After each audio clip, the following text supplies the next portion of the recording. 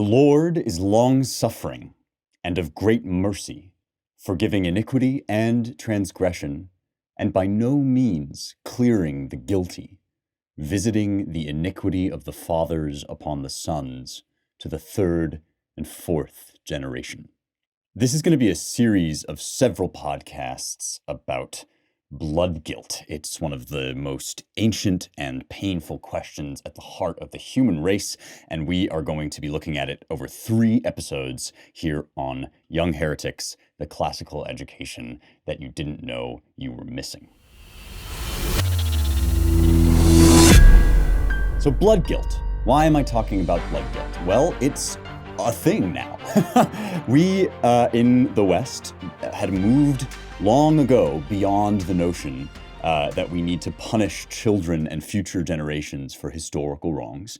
And now this ancient idea has come back in the form of things like reparations and more generally systemic racism, right? This idea that because the founders of America were imperfect, because the leaders of the British Empire were imperfect, whatever, name your historical sin, we are now inextricably bound up. The racism is in our DNA, as Nicole Hannah-Jones famously said in the 1619 Project of the New York Times.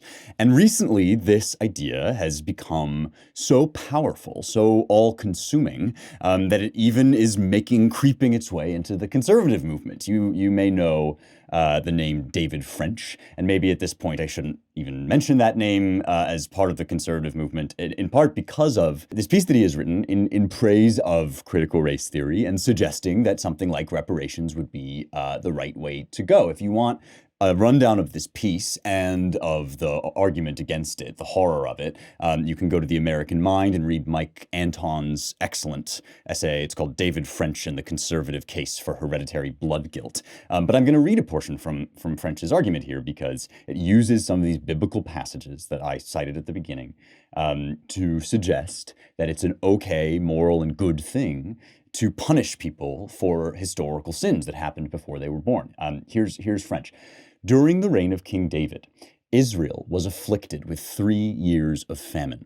When David, quote, sought the face of the Lord regarding the crisis, God said, "There is blood guilt on Saul and on his house." Saul had conducted a violent campaign against the Gibeonites in violation of a covenant made with the Israelites many centuries before. This is from 2 Samuel chapter 21.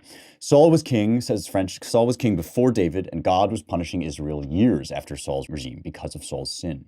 It was the next king, David's, responsibility to make things right. And so David turned to the remaining Gibeonites and said, "What shall I do for you? And how shall I make atonement that you may bless the heritage of the Lord?" The Gibeonites' request was harsh, to hand over 7 of Saul's descendants for execution. David fulfilled their request, and God responded to the plea for the land. So this is a story about innocent men being killed at God's command, at God's request to atone for a historic wrong. And French wants to use this as evidence that this is what we should do. And Anton, of course, points out that in the Bible, in this passage, it's God making the commandment. And French seems to want to set up himself or local governments or whatever in the position of God, of being able to exact this blood guilt penalty. But even more deeply, right, I do think that as lovers of the West, as Christians, as people who are interested in Scripture, we have to seriously ask this question. Why don't we do this anymore? Because we don't. We put our foot down long ago in the West, and we said that this is no longer what justice or God or goodness or virtue demands. And to see us slipping back into this is, to me, tremendously disheartening. I'd like to give you some of the tools to think about why that's such a bad thing and why we should take every pains to avoid slipping back into blood guilt. Every time I come back to ancient Greek literature, it really does just seem to me like the beating heart of our Western literary culture. If you want to learn how to read it in the original, you need to go to ancient language Institute. These guys are amazing. They're my pals. They teach Latin and ancient Greek, and they now teach biblical Hebrew too, which is phenomenal, because that means that within a couple semesters, you could be reading the New Testament or the Old Testament. You can be reading Virgil. You could read Aeschylus. They teach really intuitively. They don't make you memorize these enormous lists of vocab. And they just, they really do get the heart of what makes these languages so essential for understanding the West. So if you go to ancientlanguage.com/heretics, you can get started today with 15% off when you use the code heretics, just like in the title, HERETICS. Their fall semester registration is closed, but they still offer one-on-one tutorials with their professors at any time, regardless of their semester schedule. And I actually think that one-on-one is one of the best ways to learn a language, because you can have intuitive, personal attention, based on your style, your learning style, your speed, your pace, where you're at. You can also reserve your spot for the next semester, and those classes do fill up really quickly. They're great courses, so don't wait. Go to ancientlanguage.com/heretics. The plays that I'm going to be using to talk about this are some of the most famous sort of central primordial works of Western literature, certainly of ancient Greek literature. It's a trilogy of plays which won first prize at the city Dionysia, the festival of Dionysus, where Greek tragedy was performed. And it's the only complete trilogy that comes down to us. All Greek tragedy was done in series of 3 tragedies and 1 satyr play, or a kind of parodic, joking comedy piece afterward to cleanse the palate. We get the Oresteia, it's called, these 3 plays. Complete. They are preserved among the 7 plays of Aeschylus that come down to us. Aeschylus, of course, the first of the 3 great tragedians, Aeschylus, Sophocles, Euripides. He won the first prize with this play in 458 BC. We talked about this period in Greek history. Between 490 BC and 480 BC, the Greeks underwent an incredible trial as they banded together to beat back the encroachments of the Persian Empire under first King Darius, and then his son King Xerxes. And they won. And this was the beginning, the kickoff of the great golden age of Greece, during which time they were given some of the sort of freedom and space, especially in Athens, but elsewhere too, to think about these deep questions about how are we going to live together. And this classical period, which lasts until the death of Alexander the Great in 323 BC, this classical period is what gives us Socrates and the tragedians, and eventually Plato and even Aristotle. Of course, as things went on, it got less and less pleasant. The Peloponnesian Wars broke out, and we've talked about all of this history before. But right now we are looking, in some sense, at the heat of this golden age. 458 BC, democracy. Aeschylus has lived through the founding of democracy. He's fought in the Persian War. He's seen his civilization emerge victorious, and he is asking profound questions in this series of plays about justice. Now, like all great artists and like all Greek tragedians, he's drawing on this rich wealth of cultural storytelling, cultural narrative. The Greeks had myths. We all know this. It's one of the most famous things about them, right? And the Oresteia is a high artistic rendering of a series of stories that already existed. One of the things we have to understand about Greek myth is that it was kind of like the Marvel Cinematic Universe. You have the big ticket names like Captain America and Iron Man, right? And then you have the kind of smaller peripheral stuff like Black Widow, and you can kind of drill down into each of these stories and tell different versions of them, right? There were different versions of different myths. But the other thing you can do is you can world build. You can build them out into these enormous totalizing stories, like, for example, Avengers Endgame. By the time Aeschylus is working, there's already this sort of habit and tradition of gathering together myths from, the Homeric poems, from just local tradition, from religion, all of this stuff, and making them fit together into big stories. And those big stories, the kind of, Endgame MCU stuff, that was called the cycle. And you could have different cycles. So like we talked, for example, about the Theban cycle, and we talked about Oedipus, right, and the Labdacids, and the whole linking together of all those stories. And this story, this series of stories culminates in the story of this guy, Orestes. That's why the whole thing is called, the trilogy of plays that we're talking about is called the Oresteia. But I want to go back into the depths of this myth, because I want to talk about, how this theme of blood guilt and transgression and guilt and then forgiveness and justice gets worked out. So we start way back at the first generation of human beings, and that's with Tantalus. And Tantalus is a name you might have heard because he gives us our word tantalize. So you can tell where this is going, right? He's going to be punished by being tantalized. Tantalus was the king of Sipylus, which is a kingdom in between Lydia and Phrygia, so this Asia Minor. Tantalus was begotten by Zeus, and he was invited with the rest of the first generation of humans. He was invited to a feast of the gods. And this first transgression, this is the first wrong. Where did we first go wrong? This is kind of it sort of serves the role in Greek mythology that Adam and Eve's eating the apple serves in the true stories of the Bible, right? So I've talked before about how different societies have kind of intuitions, stories and half-truths that kind of reach at what I believe to be the real truth, which is the Bible. And this is an example of this. We have this first transgression, the first thing that went wrong, and everything just kind of spiraled out from there. It's about hubris, right? This is the Greek word meaning something like arrogance. You become comfortable, you get invited to this big feast of the gods, right? And Tantalus was very rich also. And so these things invite pride, and pride invites folly and falling. And so that's what happens. He is invited to this great banquet, and the next thing he does is make a terrible mistake. And this is one of those places where there's different versions of what the terrible mistake is. The first one is that he told nasty stories about the gods. The second one is that he stole divine nectar and gave it to human beings, sort of like Prometheus stealing fire, right? But the third one, and the worst one, is the one that we have to deal with. And that is he tested the gods. He wanted to see if the gods really knew everything, whether they were really omniscient. And so he devised a grotesque and hideous way to do that. He killed his son, and he served his son for dinner. And he wanted to see if the gods would figure out that this is what they were eating. So his son was named Pelops or Pelops. So if you hear that name, that's this story of this terrible horror from the ancestral past. And of course, the gods did know what was going on. You don't test the gods in Greek mythology. It's sort of the way that we would say this now, if we didn't want to use the gods, as we would say, you don't go up against the brute facts of nature, the reality of how the world works. And so Tantalus, for doing this, is terribly punished. And this story comes down to us in Homer's Odyssey.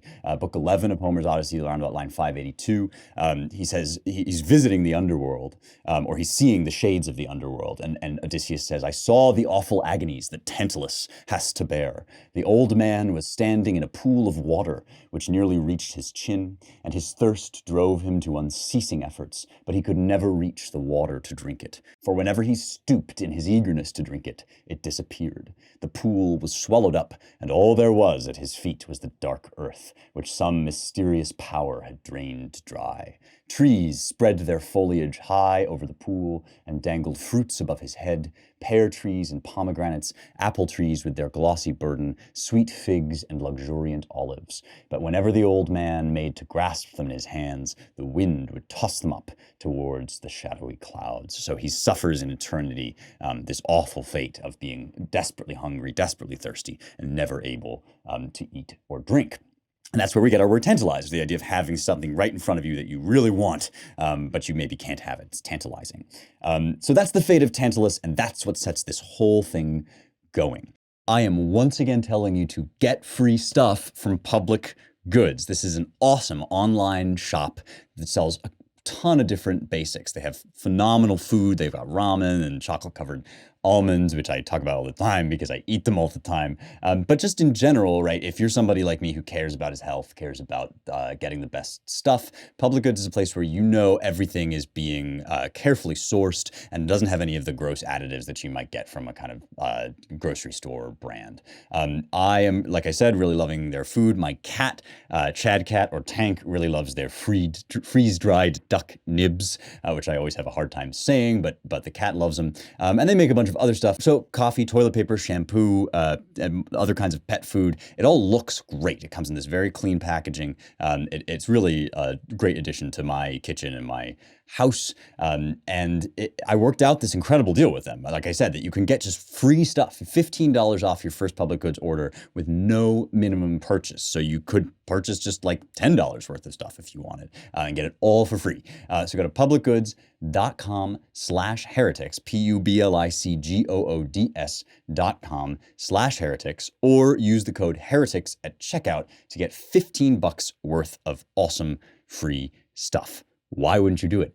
It's free. Okay. Now, I want us to remember that this first sin, this Tantalus sin, is about sacrificing your child for your own self-interest. That's going to come up again and again. It's like a kind of obsession that works itself out through this series of stories. And he does it in the most hideous possible way. That is, he has the kid served on a platter as food. And this is a very powerful and incredibly disturbing image for what we do all the time, right? I mean, in small and tiny ways, like when we incur this massive national debt that our kids are going to have to pay for because it will make us satisfied. And then in more grotesque ways that are reminiscent of Tantalus, like when we kill babies in the womb, for the sake of our own sexual gratification or freedom or whatever, right?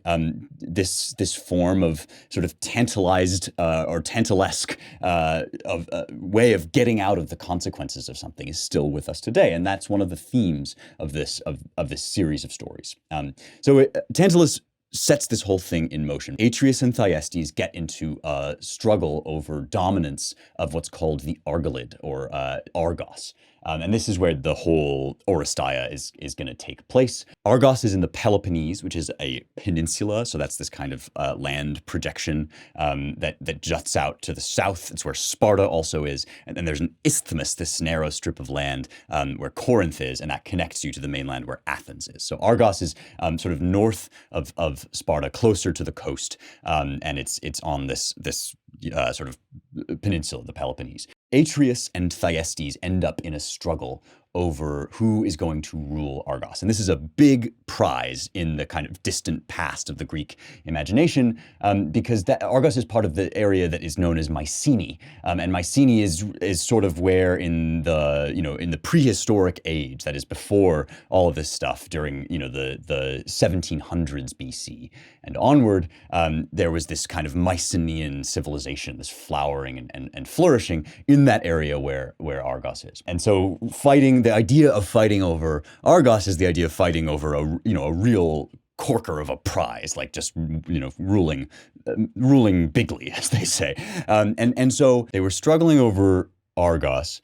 Atreus exiled Thyestes and kind of won that fight, but then he invited Thyestes back as a kind of gesture, it seemed, of reconciliation. He said, come back and we'll have this meal, we'll have a feast, and we'll put the past behind us. Except that what he actually did was kill Thyestes' children and serve them as a meal to Thyestes. And so when Thyestes realized this, there was terrible anguish throughout the whole house, of course, and that crime, that kind of repetition of Tantalus crime, was hanging over the whole house. And in the Oresteia, Aeschylus uses this as the shadow of the past, right? That the blood guilt haunts the house of Atreus, which will eventually produce Agamemnon, and that's where we begin the story of the tragedies, because Agamemnon's house, the house of Atreus, is sort of haunted by the ghost of this guilt. And so this comes up again and again in Aeschylus Oresteia. He uses it wonderfully as a kind of representation of all of this past wrong that kind of keeps working itself out, keeps haunting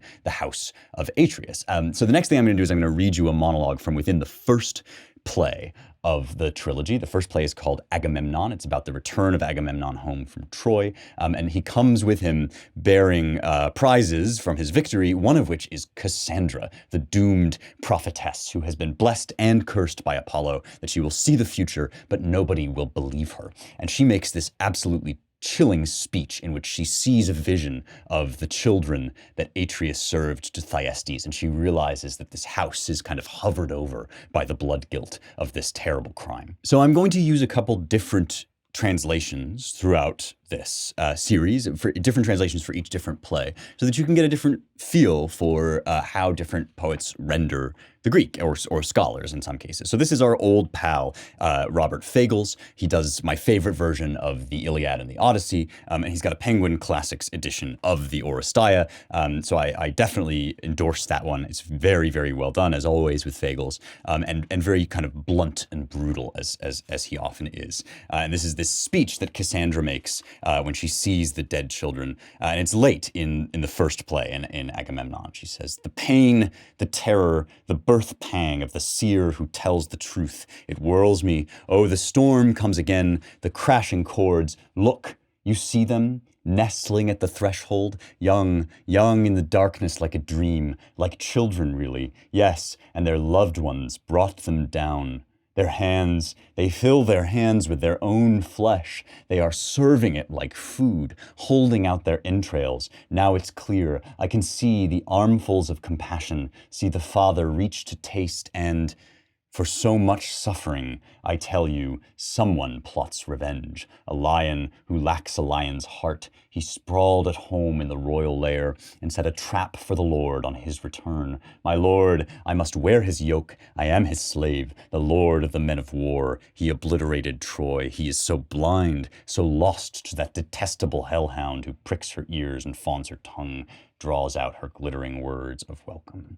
So, this is Cassandra's vision of the blood guilt of the house of Atreus. And so now the question is, why does this guilt still hover over the house? Well, the answer in some sense is because, right? Because, because history does have consequences, right? And this is something that the proponents of reparations or of systemic racism frequently cite, the fact that Jim Crow shut people out of certain institutions, and that had effects for things like generational wealth and all of that, right? And on some level, this is in fact true. We need to acknowledge, right, that as history progresses, the things that went wrong in the past continue to haunt us. And Faulkner famously said, "The past isn't dead, it isn't even past," right? And so there is this way in which we feel haunted by our history, and this myth is kind of expressing that. It's expressing the fact that the sins of our fathers do creep over us, and we live with the consequences of them. And there's a certain way in which that is not fair, and it is the reason why this is such an ancient impulse, the impulse to blood guilt. The reason why is because that's a natural human reaction, right? To want to rectify, to kind of get revenge or get yours for the unfairness of being born into a world where there is history, and where that history is the history of a fallen world and evil people, right? When we begin the Oresteia, we're entering already into that world. We're kind of in mid history, right? We already have had the sins of Tantalus. We've had the sins of Atreus. Cassandra sees them hovering over the house, and then Atreus has a son, or in some versions it's his grandson, but here it's his son, Agamemnon. And Agamemnon is famous from Homeric poetry as the great hero, right? He goes along with his brother Menelaus to rule and to destroy. And the two of them go to fight the Trojans, and they win.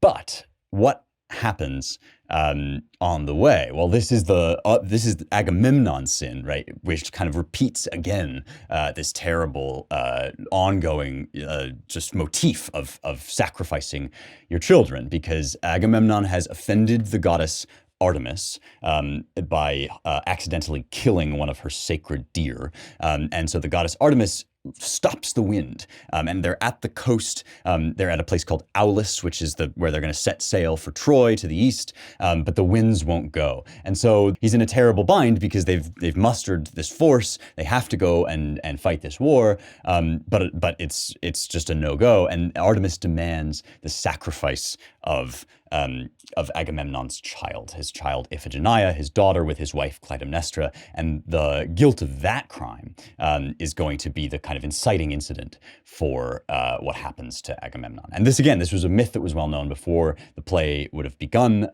It's cited in the Odyssey several times what happens to Agamemnon after he comes home. So I'll read now a passage again from the Odyssey, book 4, in which Proteus, the old man of the sea, who always can tell you the truth about things, he explains to Menelaus, brother of Agamemnon, what has happened to Agamemnon. He says, "Your brother escaped and slipped by with his hollow ships, protected by Lady Hera. This is on his way back from Troy, right?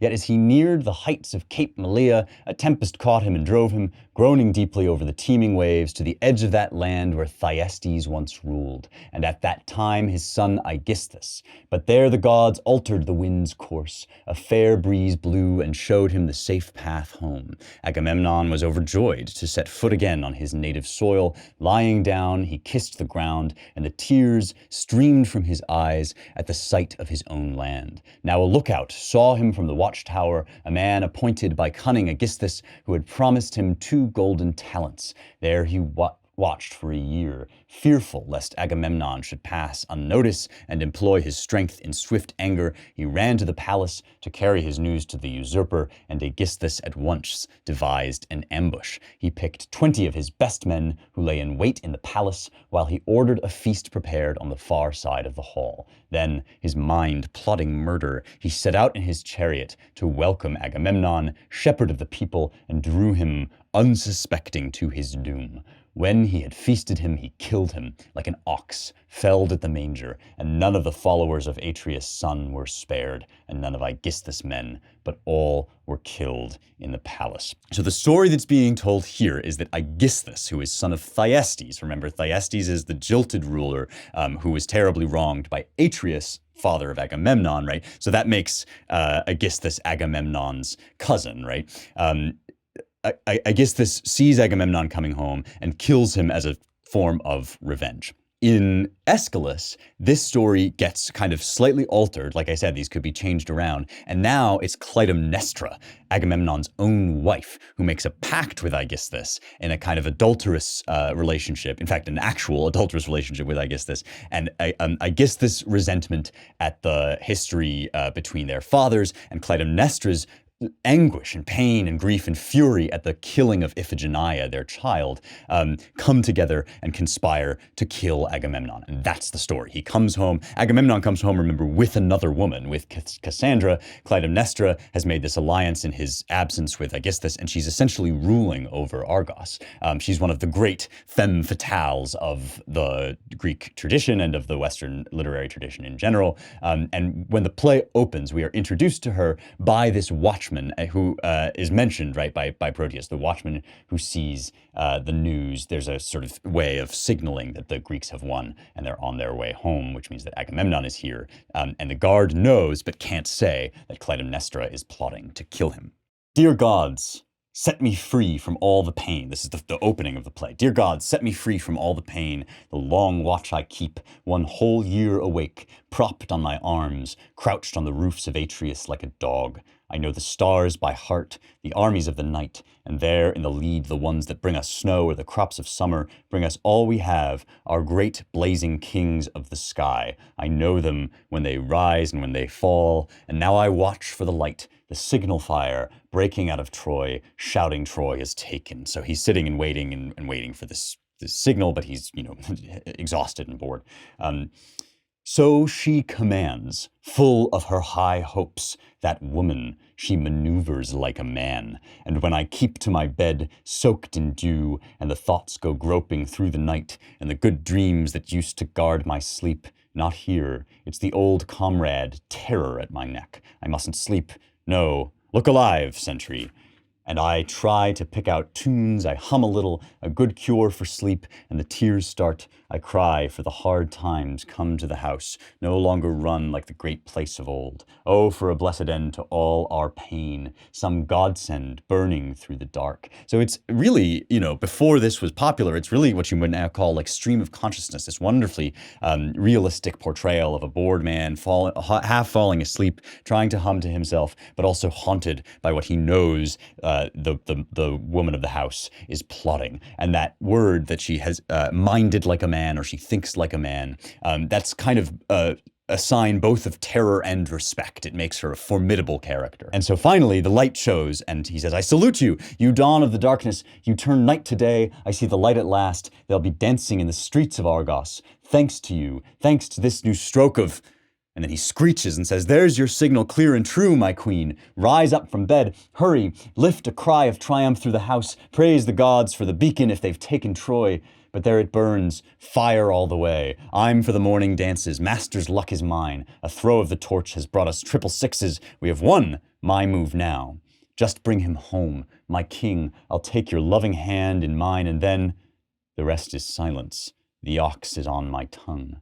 Aye, but the house and these old stones, give them a voice, and what a tale they'd tell. And so would I, gladly. I speak to those who know. To those who don't, my mind's a blank. I never say a word." This is what you might call an instance of dramatic irony, because he says, "I speak to those who know." And the thing is, we know. We are supposed to know this myth and this story and what's about to happen before we come to the theater, right? The theater at the City Dionysia would already have known all of these stories. And so we know what's coming, but the guard can't say. It's an incredible tension. I'm going to just read you the Greek of this passage for a little bit so that you can hear the rhythms that Fagles is recreating. And one of his big strengths, Fagles, is getting the rhythm of poetry right. And these speeches in Greek tragedy are done in iambic trimeter. That is short, long, short, long, short, long, short, long, short, long, short, long. Da-da, da-da, da-da, da-da, da-da, da-da. So you'll hear that now when I read just a little bit of the Greek. So this is the same speech. This is the beginning 5 lines of the play. Theus men aito tonda pallagain ponon, fruras eteias mekos, hein koinomenos, stegais atreidon ankathen, kunostikain, astron katoida nukteron omegarin, kai tus ferontas chema, kai theros bratois, lamprus dunastas, perpontas aethere, asteras, hotan phenos in antalais teton. So that's how the speech kind of trips along. You can replace short syllables with long, so you get this variation. And I think Fagles does a really phenomenal job. So I wanted to highlight that since we're going to transition next week to a different translator, and you can compare. Y'all, the people running the internet are evil, and a big part of the solution is ExpressVPN. This is what I use to keep my data private whenever I go online, because nobody is a private citizen anymore. It used to be that, you could pretty much trust that if you didn't have a big public presence, then you would be left alone. No longer. They are reaching into our computers, harvesting our data, and selling it without our consent. One of the major things they use to sell is your IP address. With ExpressVPN, though, your connection gets rerouted through an encrypted server, and your IP address is masked. And so this is super easy. Every time I turn ExpressVPN on, with phone, laptop, smart TV, whatever, all I have to do is tap one button, and I'm protected from all of the skeevy little guys that want to sell my IP address. So if you're like me and you think that privacy is important, go to expressvpn.com/heretics and get 3 extra months for free. expressvpn.com/heretics. One more time, it's expressvpn.com/heretics. Learn more, get 3 months for free. Highly, highly recommend. Very important that you do that. Okay, so we've got this phenomenal setup, this knowledge of what has to come, which is that Agamemnon is going to be captured and killed by Aegisthus and Clytemnestra. We've heard about it in the Odyssey. We've been told from our youth, right, if we're Greeks, that this is the kind of thing that happens to Agamemnon because of the blood guilt of the house of Atreus, because of his own participation in that sin. And then enter the chorus. And of course, the Greek chorus, one of the famous and difficult elements of it, right? This is a kind of, it's like a collective character. And in some ways, it's the foundation of Greek tragedy, because it seems to be that this was the kind of singing and choral dancing and hymns that gave birth to tragedy. And so this group in this case is the kind of elders of the city who have been left behind because they weren't young or strong enough to go to the war. And so this is the kind of remnant of the manhood of Argos, and they're sort of impotent. They can't really do anything, but they watch and they comment. And here's one of the most remarkable choral odes in all of Greek tragedy, in which they describe what they know must happen as well. So the chorus says, 10 years gone, 10 to the day, our great avenger went for Priam, Menelaus and Lord Agamemnon, 2 kings with the power of Zeus, the twin throne, twin scepter, Atreus' sturdy yoke of sons, launched Greece in 1,000 ships, armadas cutting loose from the land, armies massed for the cause, the rescue The heart within them screamed for all-out war. Like vultures robbed of their young, the agony sends them frenzied, soaring high from the nest. Round and round they wheel, they row their wings, stroke upon churning, thrashing stroke. But all the labor, the bed of pain, the young are lost forever. Yet someone hears on high, Apollo, Pan, or Zeus, the piercing wail these guests of heaven raise, and drives at the outlaws, late but true to revenge, a stabbing fury. So towering Zeus, the god of guests, drives Atreus' sons at Paris, all for a woman manned by many.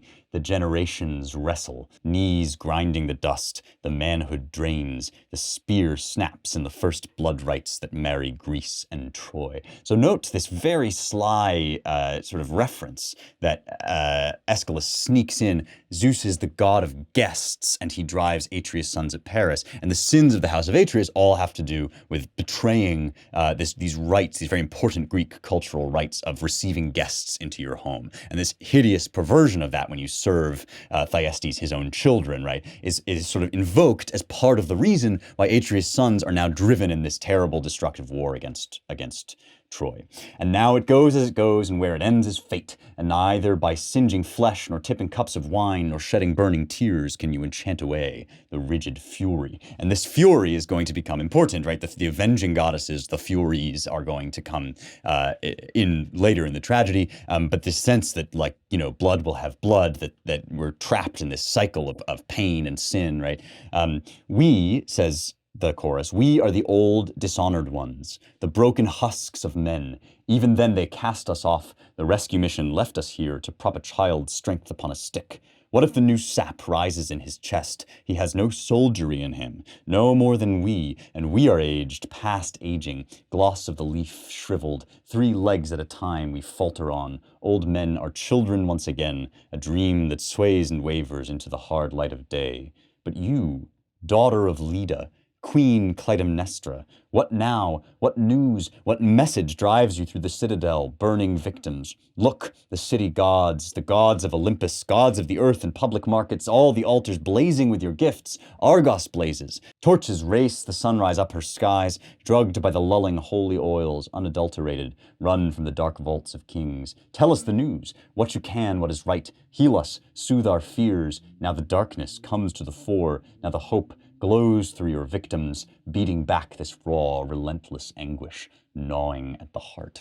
This is this sort of, again, the building of foreboding until Clytemnestra shows up on stage, because, again, it's not as if the guilt that Agamemnon and Atreus and Tantalus have incurred isn't real, right?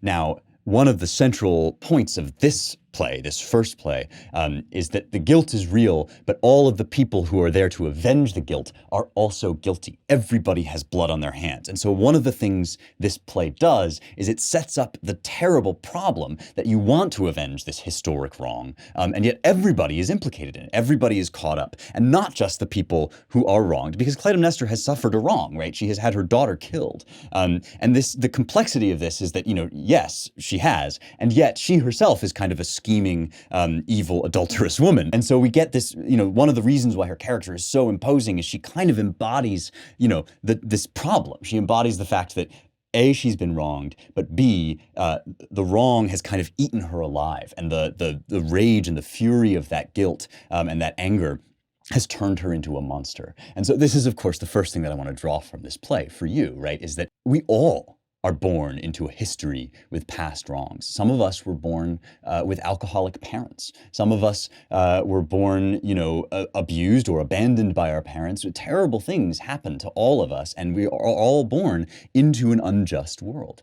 And one of the things that Aeschylus dramatizes here is that injustice and that historical wrong and that evil can eat you alive if you let it, right? If you enter into that logic of, well, this evil happened and so I must avenge it, no matter how good your case is. This is what I'm trying to stress, right? It doesn't matter if you feel passionately, furiously that you're in the right, right? Which is what Clytemnestra feels, as we'll see in a second, right? It doesn't matter how passionately you feel that. If you enter into this cycle of retribution, it will eat you alive and turn you into a monster. And that is what we are seeing happen with this retribution stuff that's coming up now, right? That yes, we have historic wrong in the past of America. The past of America is not only historic wrong, but there is wrong. There is falling short in the history of America, like in the history of every country, like in the history of humanity. And right now that temptation again is coming up to avenge that wrong because people are so angry and we're being made angry at each other by the media, right? Who's telling us constantly to hate one another, they're poking us with sticks, right?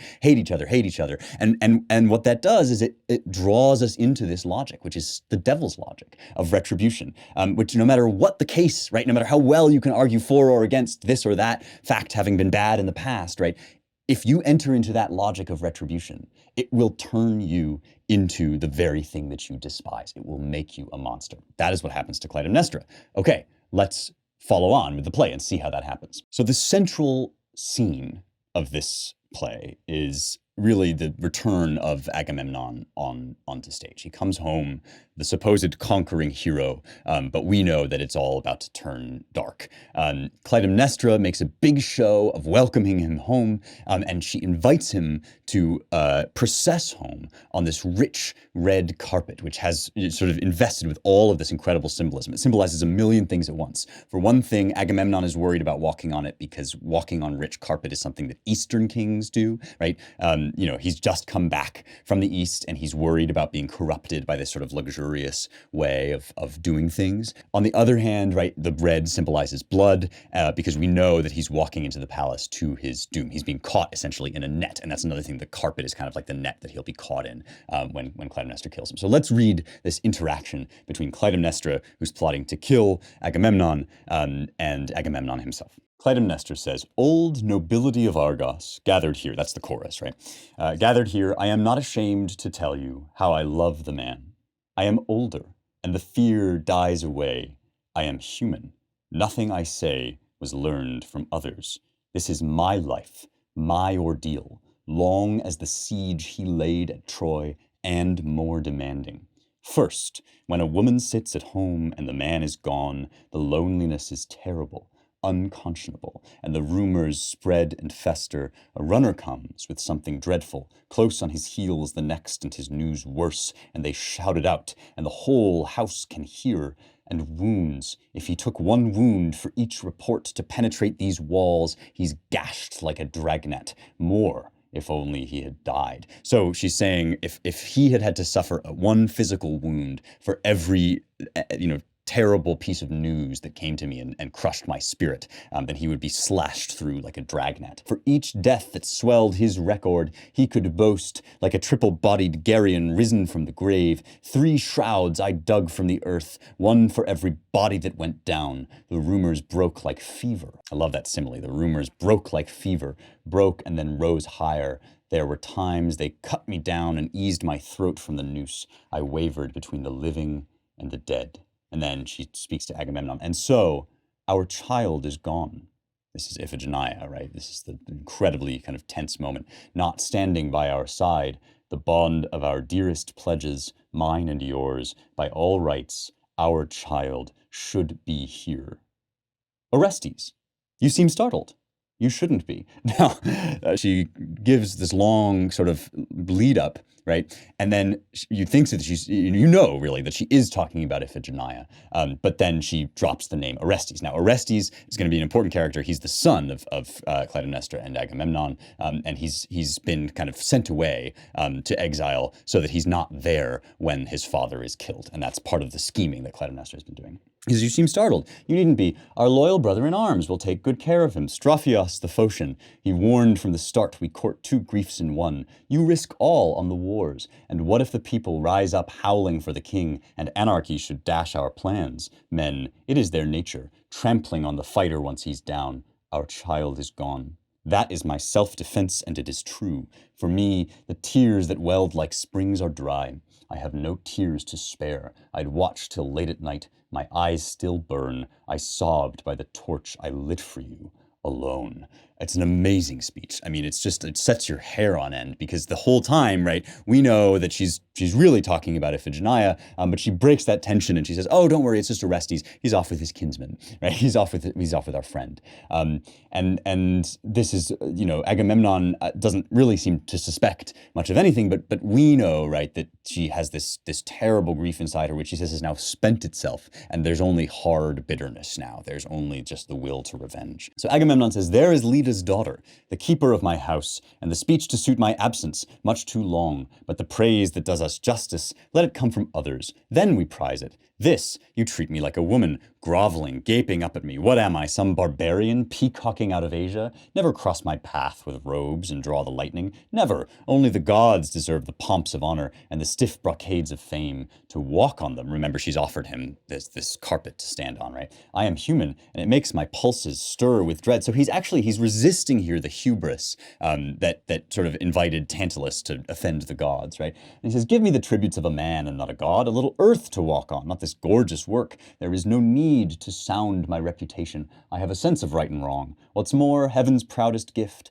call no man blessed until he ends his life in peace, fulfilled. I live by what I say. I have no fear." He's referring here to this conventional idea of sort of Greek wisdom. We have it in Herodotus, right? That you never know whether life has gone well or badly until it's over, because fortune can change so quickly. And so he's being rather wise here, but she wears him down. They have an exchange of what's called sticomythia, which is back and forth, one line by one character, one line by another character, and they exchange this.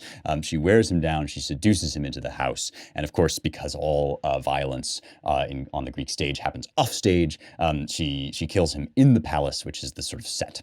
The rest of the play is essentially the fallout from this murder, and it takes place in large part as a passionate back and forth between the chorus and Clytemnestra. This is one of the things that happens in the structure of a tragedy. Often you have this kind of intense and heightened interaction between the chorus, which sings in sort of musical rhythm, and an actor who stands and speaks. And so you have this kind of heightening drama between the chorus, which is accusing Clytemnestra, and Clytemnestra, who's saying, "I did it and I'm not sorry." And this is where we see what revenge has made her. So Clytemnestra says, "Words, endless words I've said to serve the moment. Now it makes me proud to tell the truth." So she's been we saw her, right, sort of using these tricksy words and hiding her real meaning, and she does that throughout the whole play, and now she gets to come out and say what's really on her mind. She says, "Now it makes me proud to tell the truth. How else to prepare a death for deadly men who seem to love you? How to rig the nets of pain so high no man can overleap them? I brooded on this trial, this ancient blood feud, year by year. At last my hour came. Here I stand, and here I struck, and here my work is done. I did it all. I don't deny it. No, he had no way to flee or fight his destiny. Our never-ending, all-embracing net, I cast it wide for the royal hall. I coil him round and round in the wealth, the robes of doom, and then I strike him once, twice, and at each stroke he cries in agony. He buckles at the knees and crashes here, and when he's down, I add the third last blow. To the Zeus who saves the dead beneath the ground, I send that third blow home in homage like a prayer. So he goes down, and the life is bursting out of him, great sprays of blood, and the murderous shower wounds me, dyes me black, and I revel like the earth when the spring rains come down, the blessed gifts of God, and the new green spear splits the sheath and rips to birth in glory. So it stands, elders of Argos gathered here, rejoice if you can rejoice. I glory, and if I'd pour upon his body the libation it deserves, what wine could match my words? It is right, and more than right. He flooded the vessel of our proud house with misery, with the vintage of the curse, and now he drains the dregs. My lord is home at last. The leader of the chorus says, "You appall me. Your brazen words, exulting over your fallen king, Clytemnestra. And you try me like some desperate woman. My heart is steel, well you know. Praise me, blame me, as you choose, it's all one. Here is Agamemnon, my husband made a corpse by this right hand, a masterpiece of justice. done is done, the chorus says. Woman, what poison cropped from the soil or strained from the heaving sea? What nursed you, drove you insane? You braved the curse of Greece. You have cut away and flung away, and now the people cast you off to exile, broken with our hate. And Clytemnestra says, and now you sentence me. You banish me from the city, curses breathing down my neck. But he, name one charge you brought against him then. He thought no more of it than killing a beast, and his flocks were rich, teeming in their fleece. But he sacrificed his own child, our daughter, the agony I labored into love, to charm away the savage winds of Thrace. Didn't the law demand you banish him, hunt him from the land for all his guilt? But now you witness what I've done, and you are ruthless judges. Threaten away, I'll meet you blow for blow, and if I fall, the throne is yours. If God decrees the reverse,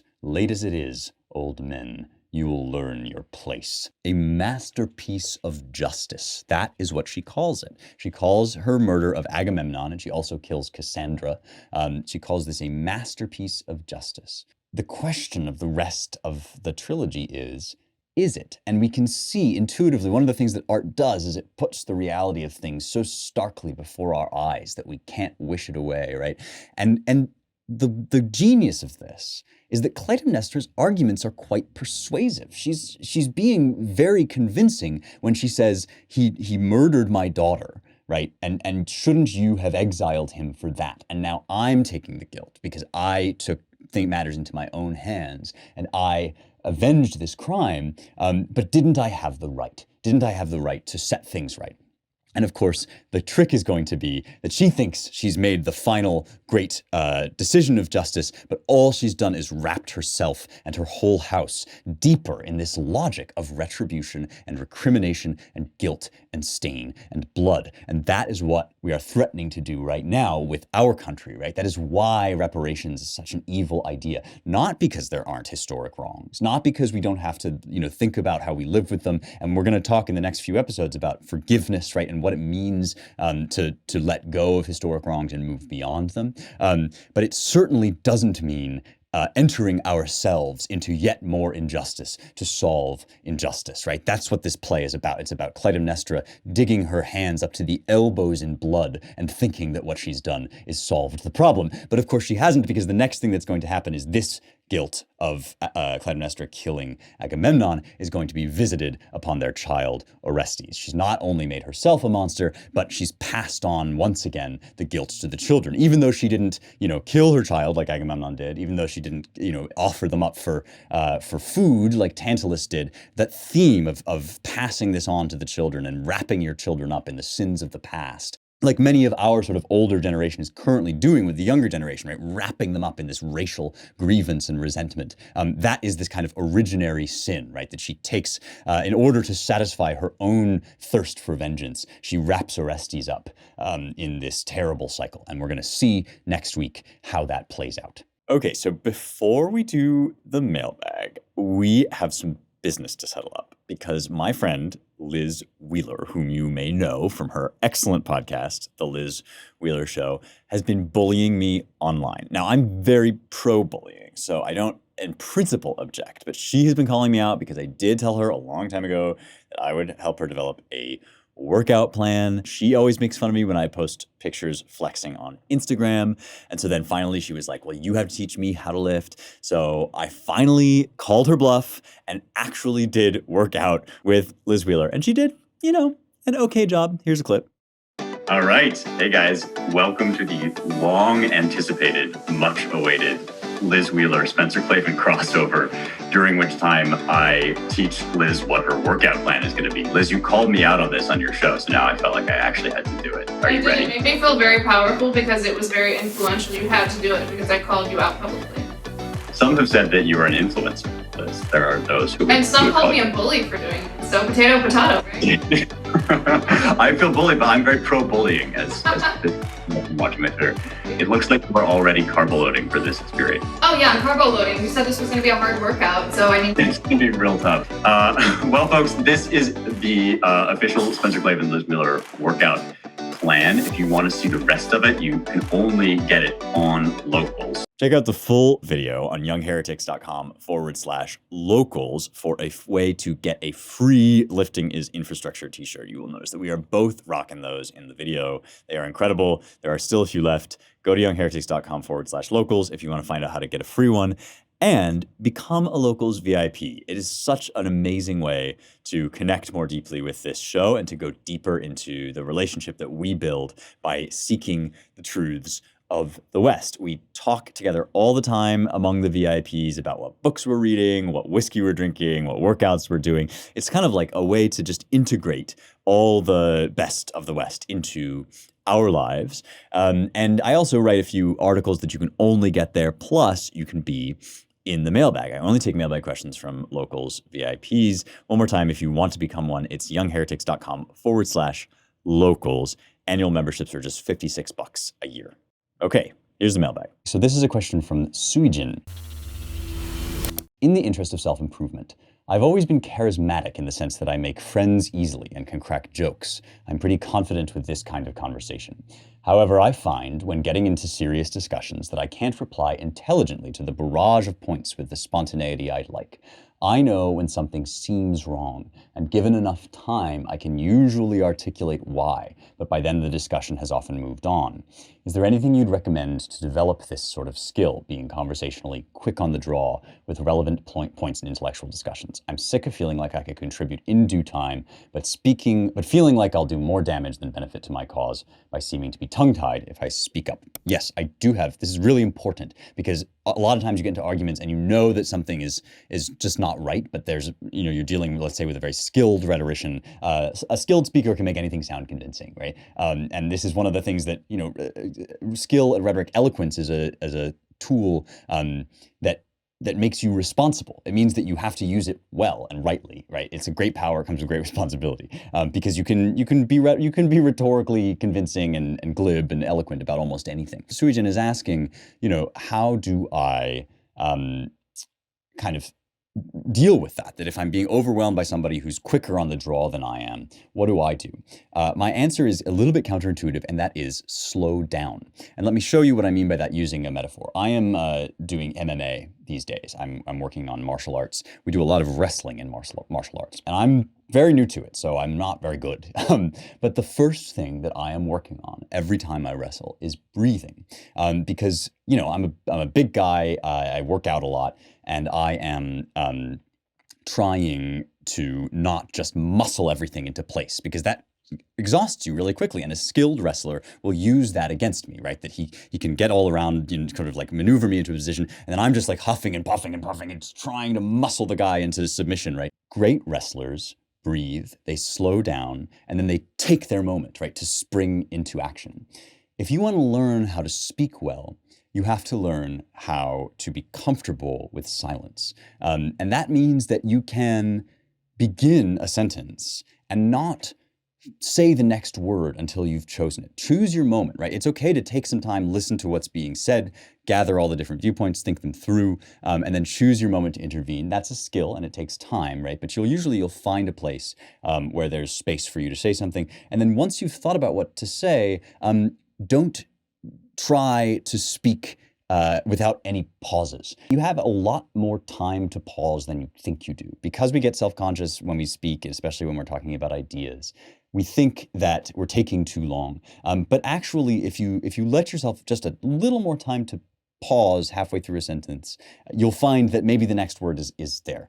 So I would suggest grounding yourself, choosing your moment, and speaking slowly. And the irony is that as you practice that, you will get quicker and quicker. This is something when I started podcasting, I had to really train myself first to slow down so that then I could speed up.